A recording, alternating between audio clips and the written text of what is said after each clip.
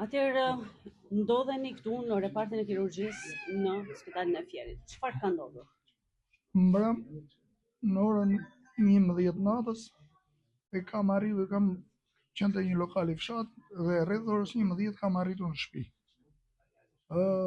Në shtëpi po kur isha te lokali faktikisht ka ardhur një mesazh kërcënues për një like në Facebook. Edhe nga ai ka qenë nga një bashkështatar im që ai sot është komandant grupja diçka e tillë këtu në Fier me forcat e Renea. Like-in ju kujt e keni bër? Motrës së tij në Facebook. Dhe në orën 11 që kam arritur në shtëpi, jam fikur dritat vetëm të shtëpisë time dhe unë jam thirrur në emër për të dalë jashtë. Tani kuptojmë diçka, porta e madhe që kemi neve në fshat me portën kryesore të shtëpisë ka një distancë diku te 50-60 metra. Ai më ka thirrur te porta e shtëpisë, jo te porta poshtë. Dhe unë dola se për momentin nuk e prisja, unë mendova se ishte vllai. Dal jashtë. Çfarë thoshte mesazhi? Mesazhi thoshte që nuk e di me kë e pleksur. Dhe unë dal në derë, aty më qellojnë direkt, pa një pa dy, edhe më përsërit ato të mesazhit. Një person? Ishin njëjti person. Vetëm një? Jo, ishin të paktën 3 persona. Ishte, edhe pse ishte errësirë, po nga kapjet të identifikoni? Nga të tjerët jo, vetëm këtia, edhe këte vetëm nga zeri. Ata më kanë qelluar pa mëshirë duket ajo, faktikisht edhe nuk është me grush se këto janë çarje o levo, nuk e di. Edhe më kanë rrëzuar për tokë pa ndjenjë. Tani për qoftë edhe qoftë se unë jam gabim se ka dhe falje, qoftë për një like apo edhe një si thon një koment ka dhe falje. Po që të arri në një fazë të tillë të më bëj mua për spital, plus babain tim. Babai juaj doli me njerëz apo dëgjoi? Doli se dëgjoi zhurma. Mirë më gjeti mua të shtrirë atje në tokë, i shedhur sipër mje të më mbronte mua, i qollojnë edhe babain, e kanë çarë në kokë duket. Aty mund ta shikoni.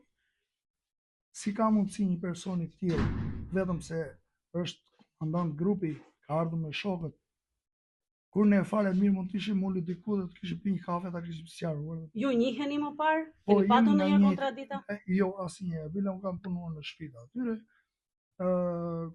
Kemi pasur marrëdhënie të mira.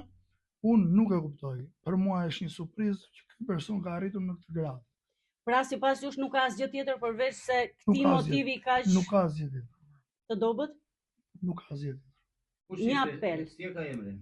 Fredi Astrid Lamaj. Atëherë në momentin e parë vetëm ju ka goditur dhe nuk ju ka kërkuar asnjë sqarim. Më ka thënë të njëjtat gjëra siç ishin në mesazh. Nuk e di me kë e pleksur edhe diçka tjetër që s'mund ta them. Me njëherë pasaj çfarë bët? Unë kam rënë pa ndjenja, kur ndjeva unë kishte ardhur ky kushuriri me djalin, kishte ardhur ambulanca, edhe më morën krah kofshë, më kanë sjell këtu në Fier. Këtu më morën faktikisht, bën ato kontrollet, edhe jam në këtë gjendje që jam tani. Çfarë kërkoni ju? Unë kërkoj që kjo mos përsëritet më, edhe dua të drejtën time shkelur prona, ka ardhur policia deri brenda. Ose tash ata nuk thanë që jemi policia. Po kanë ardhur ta persona deri te dera. Po fal, kanë qenë të veshur? Me uniformë? Në errësirë, u fikën e ke parasysh kur jeni një moment brenda në shtëpi. Rreth çfarë ore? Ka dritë, orës 11 i natës. Ka drita. Dhe në moment të fiken dritat, ju e kuptoni që të jetë turbull, nuk dallon dot asgjë.